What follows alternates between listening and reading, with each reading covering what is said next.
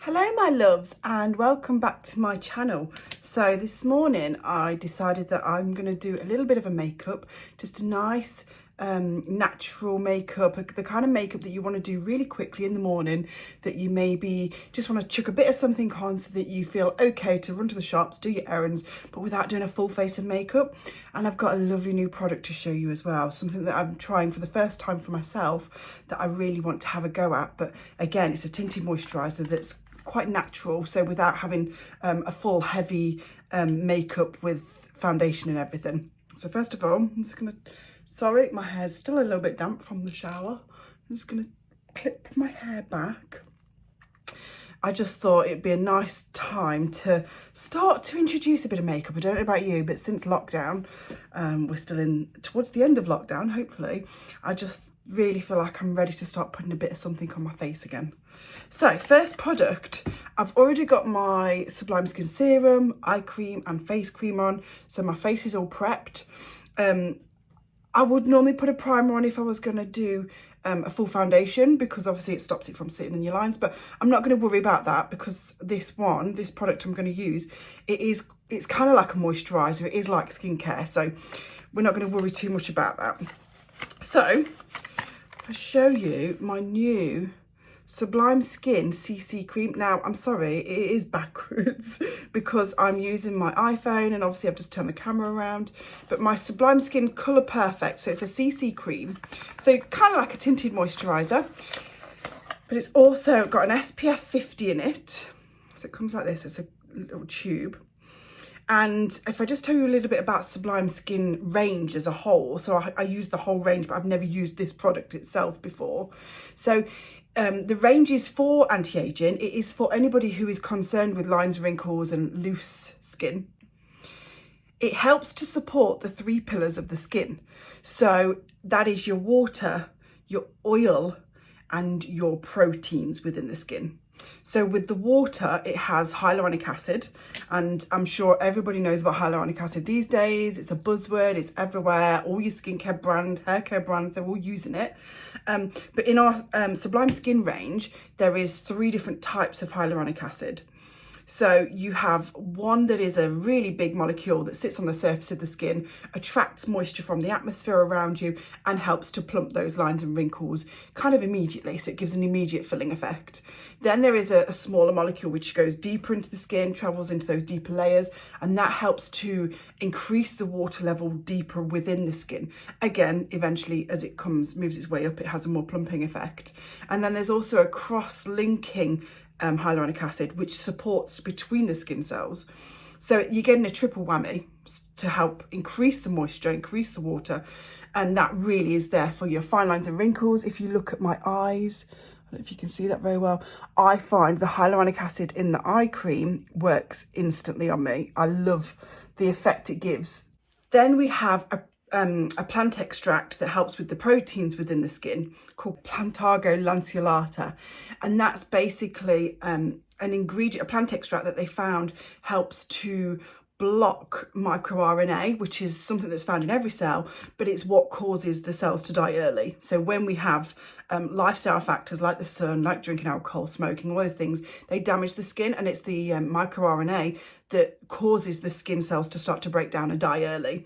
By blocking that, the DNA of the skin is protected, the DNA of the cell is protected, which then means over time, the skin isn't going to degenerate as quickly. So with the Plantago lanceolata, you're giving the skin chance to not necessarily heal the damage that's already there, but you're preventing the damage from getting any worse. And that can really help with supporting the proteins, i.e. the collagen, elastin within the skin, and keeping that structure nice and strong.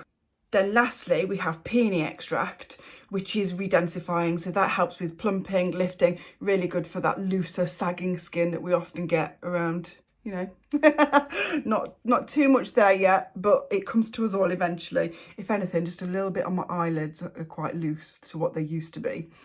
But the peony extract is there to kind of give that filling effect. And then on top of that, it has the most amazing smell. So it smells of white flowers. So it's kind of like a jasmine gardenia smell. Really beautiful, feels amazing. And the textures, we have different textures, creams, according to what your skin, whether you want something richer or lighter. So the actual Colour Perfect, it's SPF 50. It has UVA protection as well as UVB protection. So working on all those things I've mentioned to help with the skin, to help with your collagen elastin, to help with plumping the fine lines and wrinkles. It's also got a colour match in it. So when you put it on your skin, it looks kind of like a whitey creamy colour, which I'll show you in a second, but it matches perfect to everybody's skin tone. So it's for all skin types. You don't have to have a different colour for different skins. And that matches you and just gives that hint of colour to hide some imperfections. So it's not a full face of makeup. It's nothing like a foundation. And like you'll see with me, I naturally do have a higher colour. You'll still see my higher colour through it. So let's give it a go. Okay, so I'm going to take my CC cream. I'll show you what it looks like. I am using my hands to apply it just like I would my foundation. So it looks like that. You can see this, it's kind of like a whitey beigey colour. If I was doing foundation, I would use a brush, but I don't with this. I just apply like a foundation, like I do my moisturiser. So I'm just going to rub it in everywhere, including my eyes, just like I would if I was applying my moisturiser. And then apply it on my neck as well. Now my neck is one area that I really have issues with being so different coloured to the rest of my face. So I do kind of have to put, because my face is actually so much darker than my neck.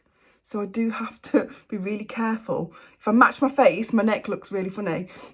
And then just go around the edges to make sure we haven't got any kind of, you know, streaky marks. I'm quite hairy on my face, so the same with the neck. And then I like to just go around the sides of the nose and the top lip, because if I'm going to streak anywhere, that's where it will be. Now you can see I have got a little friend here. I'm not bothered. I'm not going to try and hide him. I'm hoping to God it's not perioral dermatitis, because I always get that February, March time. At the minute, it's still just looking like a spot, but it depends how long it lasts for. And if you want me to do a video on perioral dermatitis, please comment below, let me know, because I've had quite a journey with it and probably got a lot to talk about. I've just found some more. Let's try and hide that bad boy. Found some in my rings. The joys. I always keep a towel on my knee for rubbing my hands on.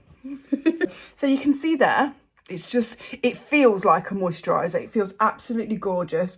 The skin feels really kind of nourished and also quite plump and taut with it.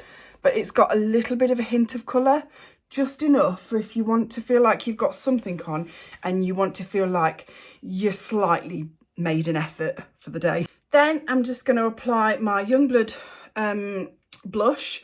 I'm using one called Tulip, so I still have loads of Youngblood. We used to do it in the salon, we don't anymore, but I still absolutely love their products, and I'm really sad that we've not got them, but it just wasn't working for us. But I'm using a really light, so you can see, if I show you a little bit on the back of my hand so you can get an idea, it's a really light pastel pink that has a bit of a shimmer in, because you can probably see I don't need a full-on blusher. My skin has already got, so I don't know if you can see there's a little bit of a, struggling to pick that up, aren't we? Kind of. My skin's got a lot of colour already, so if I put something on that had a lot of colour in, I wouldn't look right because I've not got full foundation on. So I'm just going to apply a little bit of this one, which has not got a great deal of colour in, and I'm stippling. So if you stipple rather than swipe like this, if you do that, you're going to get it all in your hair. So stipple down. Like I say, my face is a bit hairy. And you can see there's a bit of colour there, but not too much. That's just like what I needed. I'm using my phone to look in and my mirror, a bit of both. And then I'm also just going to apply a little bit of it over my eyelids to just give them a nice little, it kind of stops the creasing a little bit, but also gives them a nice little glow at the same time. A hint of colour. I quite like pink on my eyes. There you go. Just a little bit of something. And then I'm going to bring you in a little bit for the fun stuff. So I'm going to put on a bit of eyeliner. I love eyeliner. And I do wear it even with practically nothing on, just eyeliner and mascara. I love it. But I'm using one called Passion, which is like a plummy colour, which you can see, which I wear again mostly. It's either black or plum for me. I very rarely wear brown, although I do like a brown. I just, for some reason, it's not a habit. So I'm just going to apply, if you can see, a really thin line across the top of my eyelid. And I'm only going halfway. So I'll show you what that looks like. Same on the other side. By only going halfway, we're not going to close the eyes up so much. If you go all the way, you give the eyes more of a closed kind of look. Going halfway, it makes just a little bit of definition. And then a bit through the lower lash line. And again, because I've not got a full face of makeup, you don't want it to look too harsh. So I'll just give it a little, so that it softens it. There you go. And then my mascara. So my favourite mascara, my Ride or Die. I haven't used another mascara other than this for about 8 years now.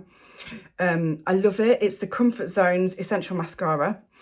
It's really creamy. It's quite nourishing for your lashes. So it stays creamy. But also I think it's the brush that makes all the difference. So it's got a really good, if I can see there, it's got like a bigger on the tip and then it goes in and then out again, like an hourglass shape almost. And so, as you go around, look, there's longer bristles and there's shorter bristles. So I kind of use it to really pin under my lashes and lift them.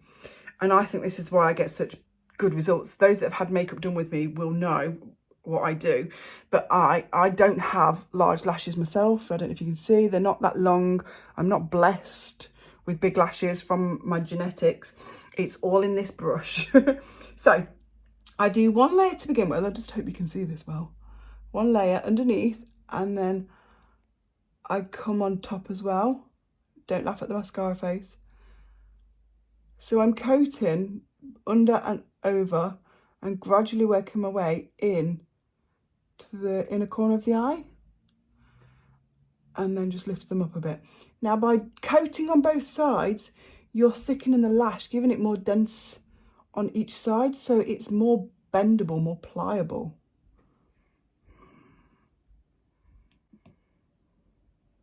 Then I'm going to do the lower lashes. So I coat both sides on both eyes. And then to do the lower lashes, I just use the tip and slide through and tidy them up on both sides. And you can apply multiple layers. I just apply these 2 layers, which you're going to see in a second. So people always ask me, well, how do you get your eyelashes so long, so big? It's not that they're naturally that way. It's just a good mascara and a good brush. And then taking your time. So I see people that go so quickly like this with you don't get a good lift. You don't sculpt the lashes like that. So if you can take your time and do it slowly. So my last layer, I lock it underneath, you can see there. And then slowly pull them up. So you're kind of stretching them. Get your brush right under, lock it under, and then lift. You can zigzag as well if you need to. But you can kind of separate the lashes out by doing this. And then, ta-da! And it's so nourishing, this mascara. It's really creamy. There's loads of nice ingredients in there to help condition the lashes. Oh, I'm a bit low. And give them moisture and prevent them from breaking and stop them becoming brittle. So literally lock it under and then pull up. So you can see I'm doing it slowly. There you go. Who needs false eyelashes? Nobody. If you just take your time, do it thoroughly, you don't need false lashes. I've got not anything special in my lashes, just a good mascara with a good brush. And then just before we do lips, I'm gonna just fill in my brows ever so slightly. Although they are tinted and waxed, you can see I do have little bits of gaps, just naturally quite sparse. So I'm just gonna, first of all, I have a spoolie on one end. I use the blonde Youngblood, which still gives quite a lot of colour to me. I'm just going to brush them through and then brush them upwards like that, like so. And then I use, so it's got like an angled end. Don't know if you can see. So I'm going to use the angle, and then to begin with, I just brush along the lower lash and the lower hairs, and then I brush along the top hairs. I don't do anything fancy with brows. I don't like them really strong. I don't like this really intense eyebrow. I like everything to be a bit more natural. And then I just make sure my arch is nicely. But you can see it's just very light feathers. I'm just going to do the other eye. I know some people really line them and then fill them in and then wax them. It's just too much hassle, too much effort, too much hassle. I just want something quick and easy. There we go. And then just make sure you brush back through them again, because that just blends the colour, makes it look all natural, gives it more of a tidy. And then I always just do that as well, because I don't like them too strong at the front. There you go. And then to finish off, my favourite everyday lip is Charlotte Tilbury's Pillow Talk. It's really creamy. There's no shimmer or anything in it, but it gives your skin, gives your lips a really nice plumped, natural look without being much colour. It's nice and natural. And there you go. There we have it. My everyday, general, running around, doing nothing. And you can see I've got a lovely glow there. And my skin feels amazing. It's the best skincare ever. Thank you for watching. Please be kind enough to like and subscribe. And hopefully I'll see you in my next video.